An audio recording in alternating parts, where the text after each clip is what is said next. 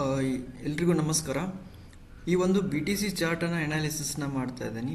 ಪ್ರೀವಿಯಸ್ಸಲ್ಲಿ market ಯಾವ ರೀತಿ behaviour ಆಗಿದೆ ಅಂತೇಳಿ ಮೊದಲು ತಿಳ್ಕೊಬೇಕಾಗತ್ತೆ. ಓಕೆ, ಸೊ ಇದನ್ನು ನಾನು ಅನಾಲಿಸಿಸ್ ಮಾಡ್ತಾ ಇರೋದು ಆರ್ಡರ್ ಫ್ಲೋ ಚಾರ್ಟ್ ನೋಡಿಕೊಂಡು, ಸೊ ಯಾವ ರೀತಿ ಇನ್ಸ್ಟಿಟ್ಯೂಷನ್ದವರು ಎಂಟ್ರಿ ಕೊಟ್ಟಿದ್ದಾರೆ ಆ ಬೇಸಿಸ್ ಮೇಲೆ ನಾನು ಈ ಚಾರ್ಟ್ನ ಅನಾಲಿಸಿಸ್ನ ಮಾಡ್ತೇನೆ. ಕ್ಯಾಂಡಲಿಸ್ಟಿಕ್ಸಲ್ಲಿ ನೋಡಬೇಕಾಗತ್ತೆ ಯಾವ ರೀತಿ ಪ್ರೈಸ್ ಬಿಹೇವಿಯರ್ ಆಗಿದೆ ಅಂತ ಹೇಳಿ ಸಿಂಪಲ್ ಆಗಿ. ಸೊ ಇಲ್ಲಿ ನೋಡ್ಬೋದು, ಆಲ್ರೆಡಿ ಒಂದು ಹ್ಯೂಸ್ ಆಗಿ ಮೊಮೆಂಟಮ್ ಕೊಟ್ಟಿದ್ದಾರೆ ಬೈಯಿಂಗ್ ಸೈಡು.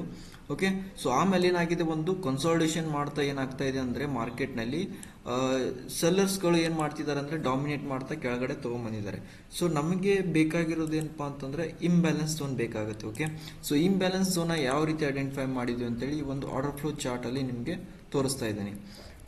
ಸೊ ಇಲ್ಲಿ ನೋಡ್ಬೋದು.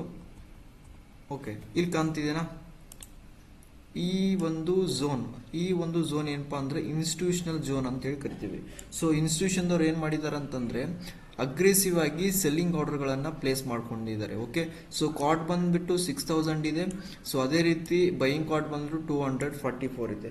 ಸೊ ಇಲ್ಲಿ ಯಾರೆಲ್ಲ ಪಾರ್ಟಿಸಿಪೇಷನ್ ಮಾಡಿದ್ದಾರೆ ಅಂದರೆ ಸೆಲ್ಲರ್ಸ್ ಇದ್ದಾರೆ ಅಂತೇಳಿ ಇಂಡಿಕೇಶನ್ ನಮಗೆ. ಸೊ ಇಂಬ್ಯಾಲೆನ್ಸ್ ಆಗಿ ಸೆಲ್ಲರ್ಸ್ ಪಾರ್ಟಿಸಿಪೇಷನ್ ಮಾಡಿದ್ದಾರೆ.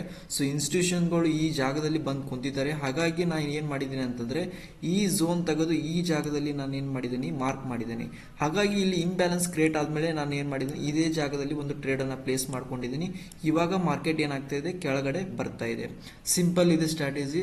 ಸೊ ಈ ಸ್ಟ್ರಾಟಜಿನ ನಿಮಗೆ ಇನ್ ಡೆಪ್ತ್ ಆಗಿ ನಾನು ನಿಮಗೆ ಒಂದು ಸ್ಟ್ರಾಟಜಿನ ಹೇಳ್ಕೊಡ್ತಾ ಇದ್ದೀನಿ. ಓಕೆ, ಸೊ ಯಾಕಂತಂದರೆ ಇದು ಲೈವ್ ಮಾರ್ಕೆಟ್ನಲ್ಲಿ ಹೇಳ್ತಾ ಇರೋದು. ಓಕೆ, ಯಾವುದೇ ರೀತಿ ಪೋಸ್ಟ್ ಮಾರ್ಕೆಟ್ ಅಲ್ಲ, ಲೈವ್ ಮಾರ್ಕೆಟ್ನಲ್ಲಿ ಯಾವ ರೀತಿ ಬಿಹೇವಿಯರ್ ಆಗ್ತಿದೆ ಅಂತೇಳಿ ಎಕ್ಸ್ಪ್ಲನೇಷನ್ ಮಾಡ್ತಾ ಇದ್ದೀನಿ. ಓಕೆ, ಸೊ ಸಿಂಪಲ್ ಇದೆ. ಆರ್ಡರ್ ಫ್ಲೋ ಚಾರ್ಟ್ನ ನೋಡಿಕೊಂಡು ಸಿಂಪಲ್ ಆಗಿ ಒಂದು ಇಂಬ್ಯಾಲೆನ್ಸ್ನ ಐಡೆಂಟಿಫೈ ಮಾಡಿ ಏನಾದರೂ ಈ ಥರ ಒಂದು ಟಾರ್ಗೆಟ್ನ ಅಚೀವ್ ಮಾಡಬೇಕಂದ್ರೆ ಅದು ಆರ್ಡರ್ ಫ್ಲೋ ಇದ್ದರೆ ಮಾತ್ರ ಸಾಧ್ಯ.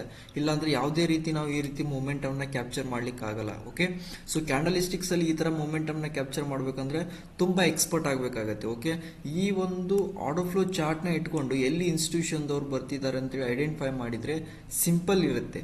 ಓಕೆ, ಅನಾಲಿಸಿಸ್ ಮಾಡೋದು. ಸೊ ಈ ರೀತಿ ಅನಾಲಿಸಿಸ್ನ ಮಾಡಿ ಕನ್ಸಿಸ್ಟೆನ್ಸ್ ಆಗಿ ಪ್ರಾಫಿಟ್ ಮಾಡಿ.